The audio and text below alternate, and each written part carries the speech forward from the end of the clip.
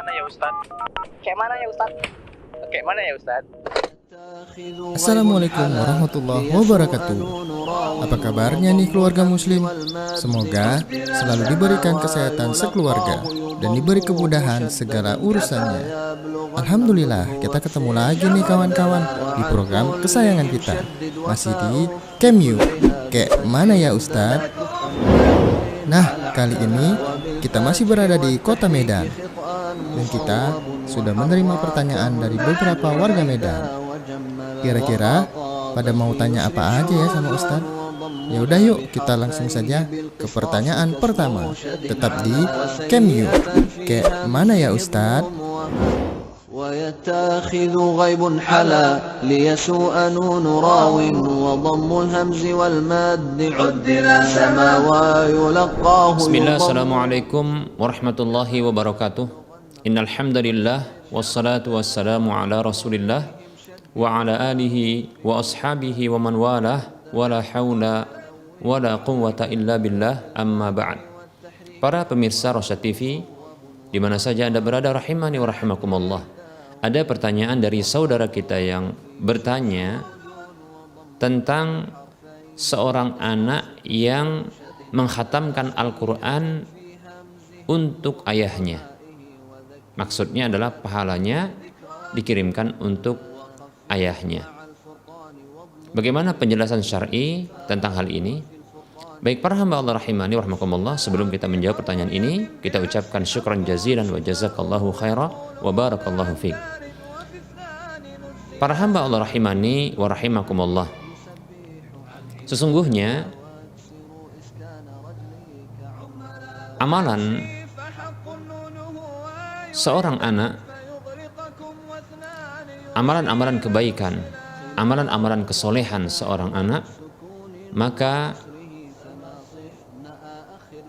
pahala dari amal soleh tersebut akan didapatkan oleh orang tuanya bila Allah Subhanahu wa Ta'ala menerima amalan sang anak tersebut tanpa mengurangi pahala sang anak yang melakukan amal soleh tersebut. Baik itu sang anak ini berniat untuk mengirimkan pahalanya teruntuk orang tuanya, ataukah dia tidak niatkan hal tersebut. Baik para hamba Allah rahimani wa rahmakumullah, seorang anak adalah hasil usaha orang tuanya. Maka orang tua akan mendapatkan pahala dari kebaikan-kebaikan yang dilakukan oleh sang anak. Allah Subhanahu wa Ta'ala berfirman dalam surah An-Najm ayat 39, A'udzu billahi minasyaitonir rajim, wa allaisa lil insani illa ma sa'a. Dan tidaklah manusia itu mendapatkan kecuali apa yang dia telah usahakan.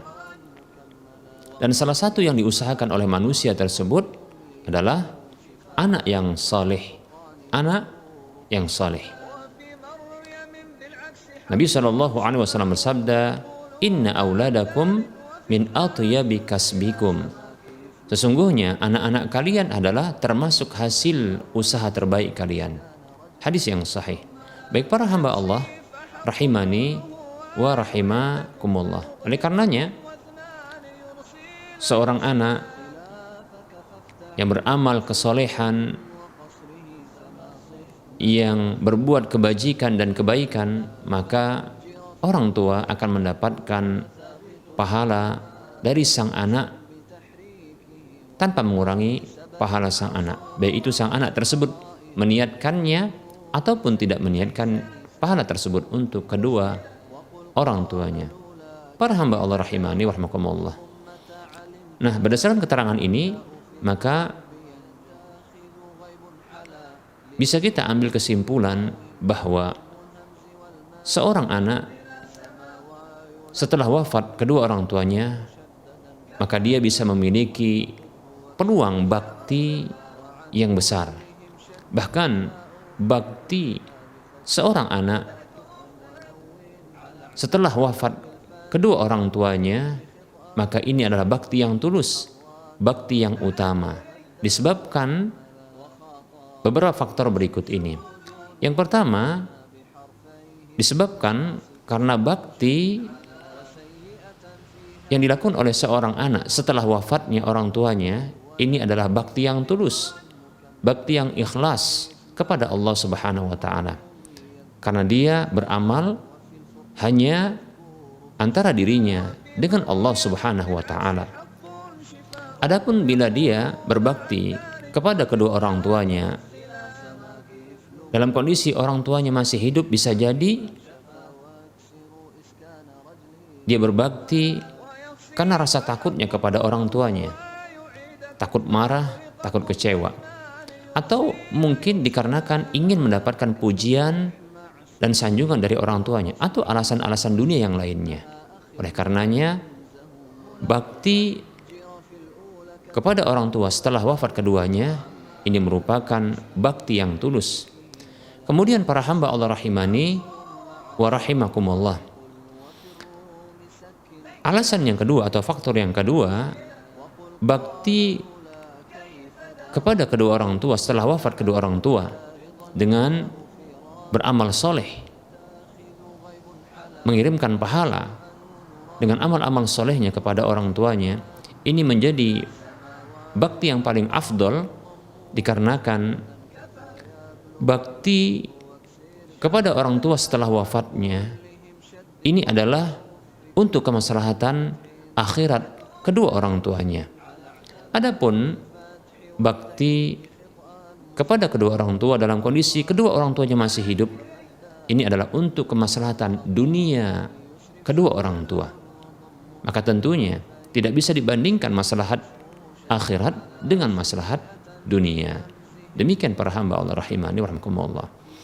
Kemudian bakti kepada kedua orang tua setelah wafat kedua orang tua ini menjadi lebih afdal setelah wafat kedua orang tua ketimbang ketika dia berbakti kepada kedua orang tua dalam kondisi mereka masih hidup.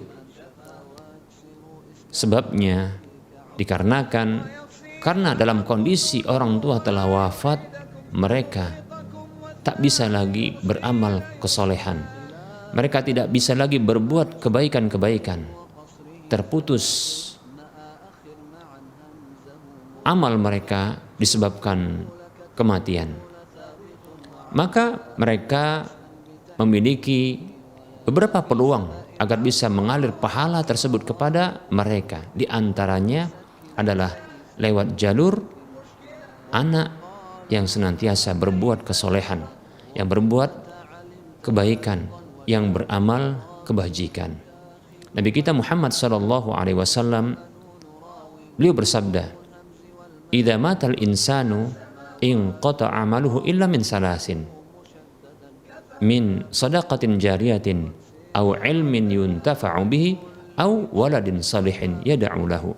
Hadis riwayat Muslim dan yang lainnya.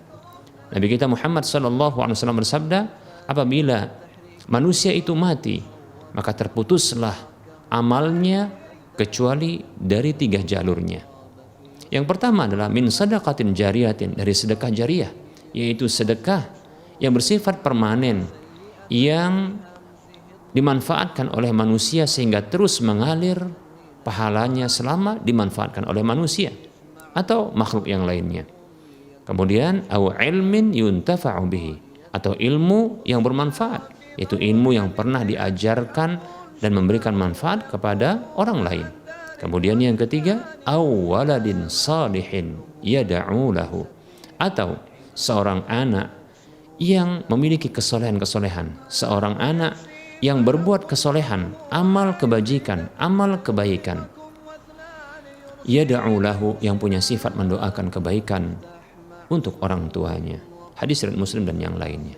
Para hamba Allah rahimani wa rahimakumullah, berbaktilah kepada kedua orang tua.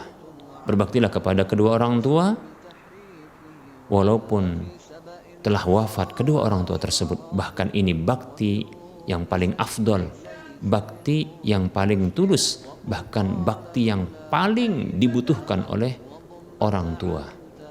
Para hamba Allah rahimani wa rahimakumullah, tidak perlu khusus untuk membacakan Al-Quran dan menghatamkan Al-Quran untuk kedua orang tua.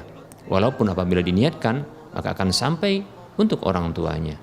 Baik para hamba Allah rahimani wa rahimakumullah, semua amal anak soleh, semua amal seorang anak yang muslim, mukmin, dan dia berbuat kesolehan, beramal kesolehan, beramal soleh, beramal kebajikan, berbuat kebaikan, maka pahala dari kebaikan dan kesolehannya ini akan mengalir kepada orang tuanya tanpa mengurangi pahalanya. Para hamba Allah rahimani wa rahimakumullah, maka lakukan seluruh amal-amal soleh kita. Lakukan seluruh amal-amal soleh. Nantikan bahwa orang tua kita akan mendapatkan kebahagiaan dari amal-amal soleh tersebut. Baik para hamba Allah rahimani wa rahimakumullah, ini secara umum. Bila Anda ingin atau kita ingin melakukan pengiriman pahala secara khusus, maka silahkan lakukan beberapa amal-amal yang direkomendasi dalam syariat kita, dalam ajaran agama kita. Baik para hamba Allah rahimani wa rahimakumullah, di antaranya adalah permohonan ampun untuk orang tua. Ketahuilah sesungguhnya permohonan ampun seorang anak untuk orang tua, maka ini sangat bermanfaat bagi orang tuanya. Ini akan meninggikan derajatnya. Dalam sebuah hadis yang diriwayatkan oleh Imam Bukhari dalam Adabul Mufrad, Rasulullah SAW bersabda, ini hadis dari sahabat Abu Hurairah radhiyallahu anhu. Rasulullah SAW bersabda, turfa'u lil mayyiti ba'da mautihi darajatuhu, diangkat derajat orang yang telah wafat setelah kematiannya, karena dia tidak merasa beramal dengan amalan yang dengannya dia mendapatkan tingginya derajat, maka dia bertanya kepada Allah Subhanahu wa taala, "Ai Rabbi ma hadhihi?" Wahai Rabbku, balasan amal apakah ini? Karena ia tidak merasa beramal dengan amalan tersebut, maka dikatakan kepadanya, "Waladuka istaghfarulaka." Anakmu mohon ampun untukmu. Baik para hamba Allah rahimani wa rahimakumullah, maka permohonan ampun seorang anak, maka ini akan meninggikan derajat orang tuanya, bahkan dari satu derajat. Ketika dalam derajat tersebut seorang tua disiksa oleh Allah, maka dengan permohonan ampun mudah-mudahan Allah juga akan mengangkat derajat orang tuanya sehingga tidak disiksa lagi. Demikian para hamba Allah rahimani wa rahimakumullah. Kemudian amal yang lain yang bisa dilakukan adalah seperti membayarkan hutang kedua orang tuanya, baik itu hutang kepada Allah maupun hutang kepada sesama manusia. Para hamba Allah rahimani wa rahimakumullah, di antara hutang kepada Allah Subhanahu wa taala adalah hutang wasiat berupa harta yang ditujukan kepada orang lain. Maka ini adalah hutang kepada Allah yang harus dipenuhi. Allah Subhanahu wa taala berfirman dalam surah An-Nisa ayat 12, "Min ba'di wasiyatin tusuna biha audain." Yaitu warisan tersebut diberlakukan setelah wasiat yang kalian berwasiat dengannya atau hutang. Wasiat termasuk hutang kepada Allah. Kemudian demikian pula seperti hutang nadar, hutang puasa. Kata Nabi SAW dalam sebuah hadis yang sahih, hadis riwayat Bukhari Muslim, "Man mata wa alaihi shaumun sama anhu waliyuhu." Siapa saja yang meninggal dunia dalam kondisi memiliki hutang puasa, maka walinya mempuasainya. Demikian para hamba Allah rahimani wa rahimakumullah. Juga hutang kepada sesama manusia, maka segera untuk diselesaikan. Karena sesungguhnya Rasulullah SAW bersabda, "Nafsul mu'mini mu'allaqatun bidainihi hatta yuqda anhu." Jiwa seorang mukmin terkatung-katung bergantung dengan hutangnya sampai dibayarkan. Demikian para hamba Allah rahimani wa rahimakumullah. Berikutnya ada hal yang lain yang juga bisa dilakukan ya dari amal soleh untuk dikirimkan pahalanya kepada kedua orang tua. Di antaranya adalah bersedekah, berinfak yang pahalanya ditujukan untuk kedua orang tua. Dalam sebuah hadis Nabi SAW bersabda, ya, tatkala ditanya oleh Ubadah, ketika ditanya oleh Sa'ad bin Ubadah radhiyallahu anhu, yang ia mengatakan, inna ummi tuwfiyat ayamfa'uha an atasaddaqa anha ayamfa'uha an atasaddaqa syai'an anha. Wahai Rasulullah, sesungguhnya ibuku telah wafat. Dalam riwayat yang lain disebutkan wa ana ghaibun anha, sementara aku tidak ada di sisinya. Apakah bermanfaat apabila aku bersedekah, ya, dengan sesuatu untuknya? Maka kata Rasulullah sallallahu alaihi wasallam, na'am, iya. Hadis riwayat Bukhari dan yang lainnya. Baik para hamba Allah rahimani wa rahimakumullah, maka jadilah anak-anak yang saleh, yang melakukan amal-amal saleh. Maka dengan amal saleh kita telah berbakti kepada kedua orang tua kita. Karena dengan amal saleh kita, maka kita sedang mengirimkan, menghadiahkan pahala untuk kedua orang tua kita. Semoga bermanfaat. Alhamdulillah, sudah jelas ya kawan-kawan jawaban dari Ustaz. Nah, semoga bisa menambah ilmu kita semua dan jangan lupa mengamalkannya. Sekarang kita lanjut ke pertanyaan selanjutnya. Kayak mana ya Ustaz?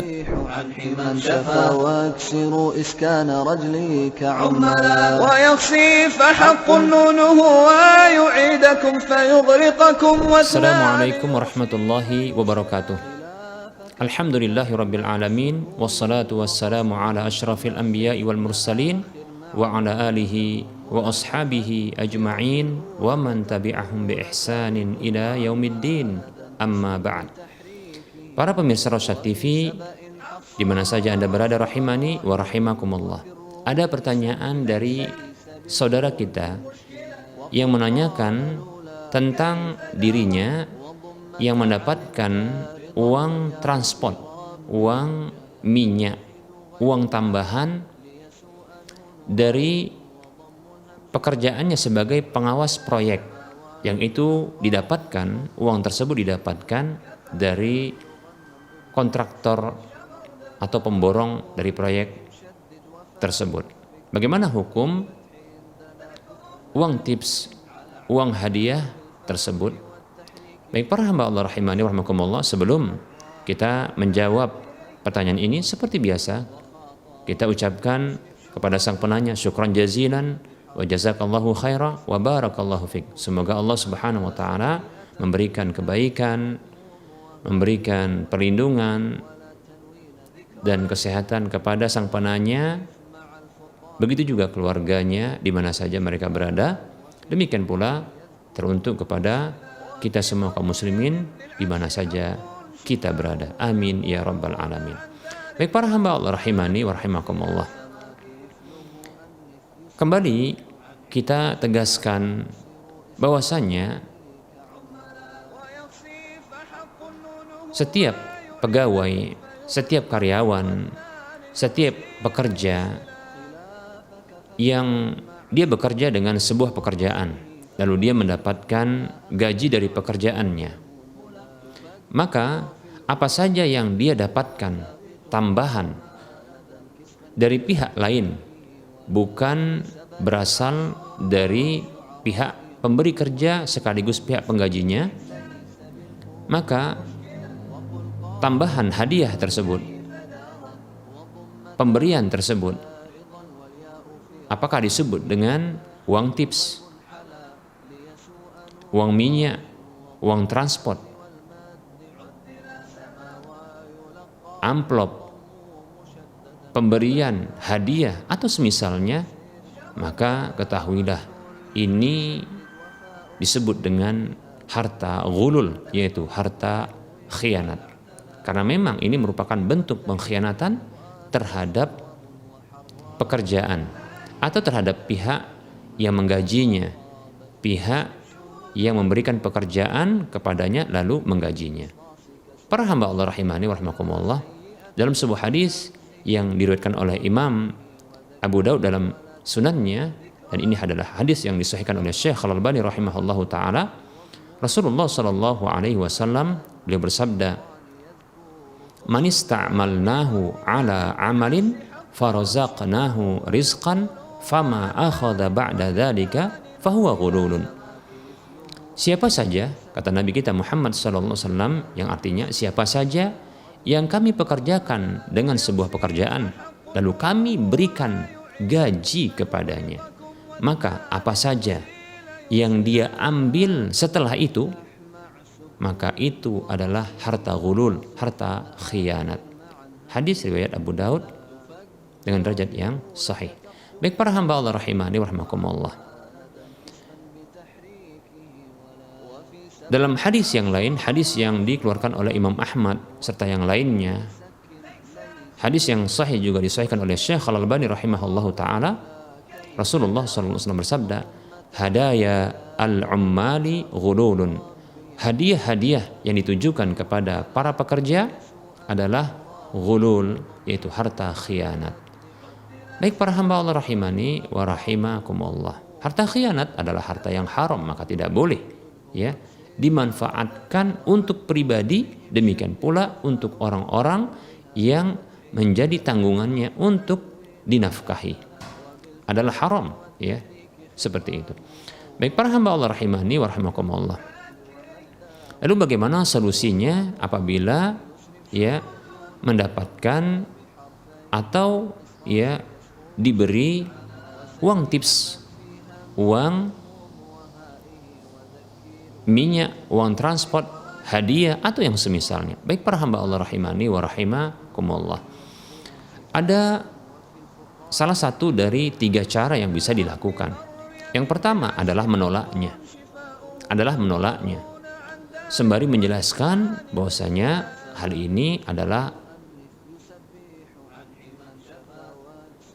harta ghulul, harta khianat. Hal ini adalah sesuatu yang terlarang, ya tidak boleh untuk diterima olehnya, demikian. Baik, cara yang kedua yang bisa dilakukan bila cara yang pertama ini tidak berhasil, bahkan ya mungkin orang yang memberikan menyertakan dengan perkataannya ini adalah pemberian yang ikhlas, ya bukan maksud apa-apa, tidak ada maksud ya di balik pemberian tersebut, tidak ada maksud lain, maksud buruk di dalam pemberian tersebut, maka tetap saja pemberian tersebut haram bagi pekerja yang dia telah mendapatkan gaji atas pekerjaannya tersebut ya. Maka cara yang kedua adalah dia menerima hadiah atau pemberian tersebut dengan ketentuan hadiah dan pemberian tersebut akan disalurkan kepada orang lain atau pihak lain, demikian ya. Maka itu juga harus dijelaskan kepada orang yang memberi hadiah tersebut agar dia mengetahui bahwasanya ya dirinya itu tidak berhak terhadap hadiah yang diberikannya. Baik para hamba Allah rahimani wa rahimakumullah. Apakah bisa diarahkan ya untuk infak masjid, baik itu pembebasan lahannya atau pembangunannya. Bisa juga untuk diberikan kepada fakir, miskin atau anak yatim. Asalkan tidak dimanfaatkan untuk kemaslahatan pribadinya atau kemaslahatan orang-orang yang menjadi tanggungannya ya untuk menafkahinya. Baik para hamba Allah rahimani wa rahimakumullah. Cara yang ketiga adalah dia pekerja yang telah mendapatkan gaji dari pekerjaannya, lalu dia mendapatkan hadiah seperti ini, maka silahkan dia ambil hadiah tersebut, lalu diserahkan kepada pihak yang memberikan pekerjaan kepadanya sekaligus menggajinya. Karena sesungguhnya hadiah tersebut, pemberian tersebut itu ada karena ada pekerjaan, dan pekerjaan ini ada pemiliknya, maka hadiah atau pemberian tersebut itu mengikuti pekerjaan yang itu dimiliki oleh pemilik pekerjaan. Maka serahkan, berikan hadiah itu kepada pemilik pekerjaan yang telah mempekerjakannya dan yang telah menggajinya, baik itu perorangan ataupun perusahaan. Baik para hamba Allah rahimani wa rahimakumullah, apabila ternyata perusahaan atau tempat kerjanya, pemilik usahanya yang telah mempekerjakannya dan memberikan gaji kepadanya itu merelakan hadiah itu diberikan untuknya, maka ketahui itu adalah halal baginya, boleh baginya untuk menerimanya. Demikian para hamba Allah rahimani wa rahimakumullah. Semoga Allah Subhanahu wa taala memberikan taufik kepada kita untuk kita mendapatkan mencari rezeki yang halal. Semoga Allah Subhanahu wa taala senantiasa memberikan kebaikan kepada kita di mana saja kita berada. Amin ya rabbal alamin. Semoga bermanfaat. Gimana kawan-kawan? Sudah jelas kan jawaban Ustadz tadi? Jangan lupa dicatat dan diamalkan ilmunya. Sekarang kita langsung aja ke pertanyaan selanjutnya. Di kayak mana ya Ustadz? وفي سبأ حفص مع الشعراء قل وفي الروم سكن ليس بالخلف مشكلة. Assalamualaikum warahmatullahi wabarakatuh. Alhamdulillahi rabbil alamin wa bihi nasta'in ala umuri dunya waddin wa asyhadu an la ilaha illallah rabbul alamin wa asyhadu anna Muhammadan abduhu wa rasuluhu asyraful anbiya'i wal mursalin wa salawatullahi wa salamuhu alaihi wa ala alihi wa ashabihi ajma'in wa man tabi'ahum bi ihsanin ila yaumiddin. Amma ba'd. Para pemirsa Rosyad TV di mana saja Anda berada rahimani wa rahimakumullah. Ada pertanyaan dari saudara kita yang menanyakan tentang kondisi istrinya yang sedang mengalami sakit pada bagian kewanitaannya dan hendak diusahakan perobatan dengan cara terapi pijat refleksi pada kaki, dan yang melakukan pijat refleksi tersebut adalah seorang laki-laki. Ada testimoni dari salah satu keluarga yang mengatakan bahwa Allah Subhanahu wa taala menyembuhkan penyakit salah satu keluarga dengan mengikuti refleksi atau pijat refleksi ini, terapi pijat refleksi ini. Apakah yang demikian dibenarkan? Baik para hamba Allah rahimani wa rahimakumullah.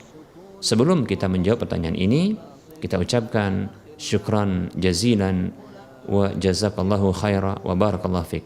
Semoga Allah Subhanahu wa taala memberikan kesembuhan kepada istri sang penanya dengan kesembuhan yang segera dan tidak menyisakan penyakit lagi. Demikian pula semoga Allah Subhanahu wa taala menyembuhkan penyakit-penyakit kaum muslimin di mana saja mereka berada. Amin ya rabbal alamin. Baik para hamba Allah rahimani wa rahimakumullah.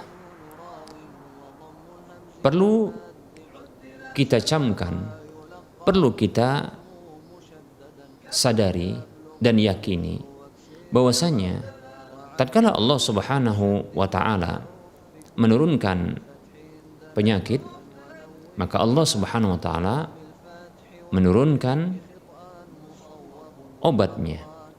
Dalam sebuah hadis yang sahih, hadis yang diriwayatkan oleh Imam Bukhari dalam kitab sahih beliau, Rasulullah sallallahu alaihi wasallam bersabda, "Ma anzalallahu da'an illa anzala lahu shifaan."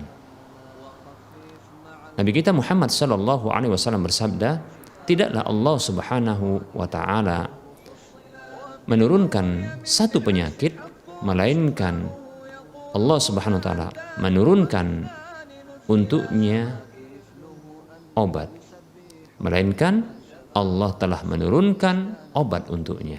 Baik para hamba Allah rahimani wa rahimakumullah. Ini wajib kita yakini. Dan perlu juga kita ketahui bahwasanya Allah Subhanahu wa taala tidaklah menjadikan kesembuhan pada umat Islam ini itu pada perkara-perkara yang diharamkan. Allah tidak membolehkan, tidak menghalalkan. untuk mengambil usaha-usaha kesembuhan dengan cara yang diharamkan. Baik para hamba Allah rahimani wa rahimakumullah. Abdullah bin Mas'ud radhiyallahu anhu pernah mengatakan tentang khamr yang memabukkan atau apa saja yang memabukkan.